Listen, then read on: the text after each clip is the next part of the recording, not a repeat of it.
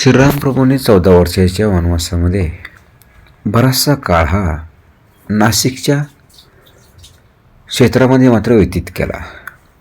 हे नाशिकचे क्षेत्र म्हणजे गोदावरीच्या तटावरती वसलेला असंख्य जंगल मात्र त्या काळी होतं.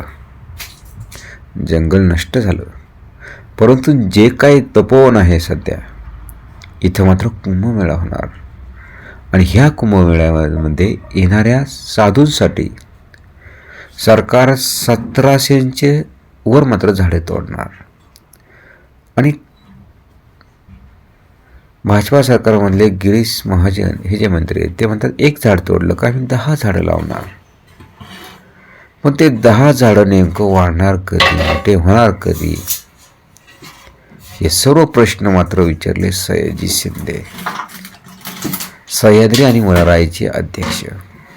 असंख्य झाडं तोडली गेली, परंतु हे जे बहादर आहे सयाजी शिंदे यांनी ती झाडं स्वतः स्वखर्चाने मोठमोठाले वडाची झाडं मोठाले खड्डे करून पुन्हा मात्र त्यांचं बीजरोपण केलं. असे हे सयाजी शिंदे तपोवनासाठी उभे राहिले आणि त्यांच्या पाठीमागं असंख्य कलाकार मात्र त्यांच्या पाठीमागं उभे राहिले.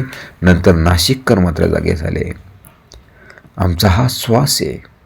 आणि काय चुकलं त्यांचं? साधू जंगलामध्ये राहतात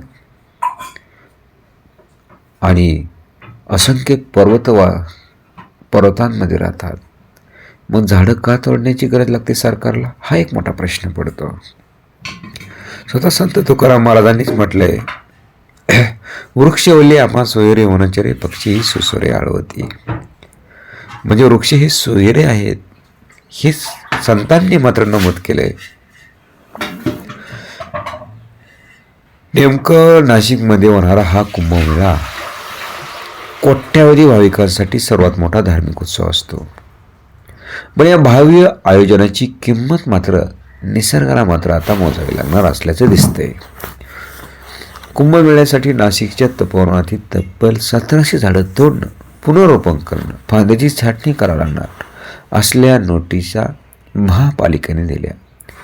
इतक्या मोठ्या प्रमाणात वृक्षतोडीच्या निर्णयामुळे पर्यावरणप्रेमी आणि अनेक कलाकारांनी मात्र तीव्र संताप व्यक्त करत प्रशासनाला धारेवर धरलं. त्यामध्ये आम्ही नेते सयाजी शिंदे हे मात्र अग्रस्थानी आहेत.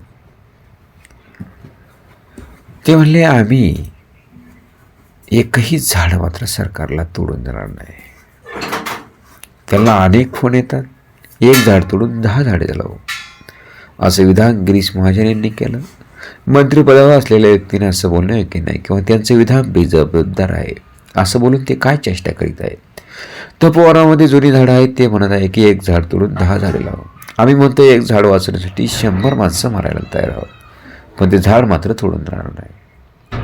अनेक झाडं तोडले जातात. रस्ते जे चालू आहेत तर रस्त्यावर 400 झाडं वडाची होती आणि ती सर्वात मोठं ऑक्सिजन देणारा वृक्ष म्हणजे वड. सरकार कधी जागा होणार आणि वृक्षांविषयी कधी सहानुभूती दाखवणार? एक दिवस ऑक्सिजनचे टाके मात्र माणसाला पाठीवरती बांधून मात्र फिरावं लागणार. तेव्हा कुठेतरी मात्र हा मनुष्य मात्र जागा होईल, पण तोपर्यंत वेळ मात्र निघून गेलेली असणार. झाडं लावण्याच्या वेगापेक्षा झाडं तोडण्याचा वेग मात्र जास्त आहे. शहरीकरण वाढत चालले आणि सिमेंटीकरणाची जंगलं मात्र वाढत चालले आणि खराखुरा मात्र जे निसर्ग आहे ते मात्र लुप्त होत चालला आहे. जगभरातले सरकार, जगभरातल्या देश आहे त्यांना मात्र झाडाविषयी, नद्यांविषयी मात्र खूप चांगली भावना. नद्या स्वच्छ केल्यात आणि झाडांविषयी, वनांविषयी कठोर कायदे मात्र जगभरातल्या देशांनी केले आहेत. परंतु आपलाच देश आणि आपलंच राज्य आणि आपलंच सर्व काही सरकार मात्र त्याकडे दुर्लक्ष करते. ही सर्वात मोठी मात्र शोकांतिक आहे. भारत हा वनांचा प्रदेश होता, जंगलांचा प्रदेश होता. जरूर काही विकासासाठी जरी झाडं तोडली, परंतु पर्वतराईवरती मात्र झाडं लावण्यासाठी मात्र सर्व स्तरातल्या लोकांनी, सर्व स्तरातल्या संस्थांनी आणि त्यातल्या त्या सरकारने पुढाकार घेऊन झाडं जर लावली नाही तर येत्या काळामध्ये भारताचं टेम्परेचर जे आहे 50वरती आता ते मात्र वाढून एक दिवस उन्हाळ्यामध्ये कर्फ्यू लावण्याची वेळ मात्र येईल. ही मात्र खऱ्या अर्थाने सयाजी शिंदे मात्र यांनी बोलून दाखवलं. एक अभिनेता काहीच गरज नाही तरी परंतु मात्र यामध्ये पर्यावरणाच्या रक्षणासाठी मात्र आंदोलन करतोय. मग बाकीचे लोक गेले कुठं हा एक प्रश्न पडतो. आज पर्यावरण वाचलं तर उद्या मात्र माणूस मात्र वाचेल. येणाऱ्या पिढ्यांना मात्र खऱ्या अर्थाने श्वास मिळेल. अन्यथा एक दिवस माणूसच माणसाच्या ह्रासाला मात्र कारणीभूत ठरेल. आजच्या परिभागात एवढंच.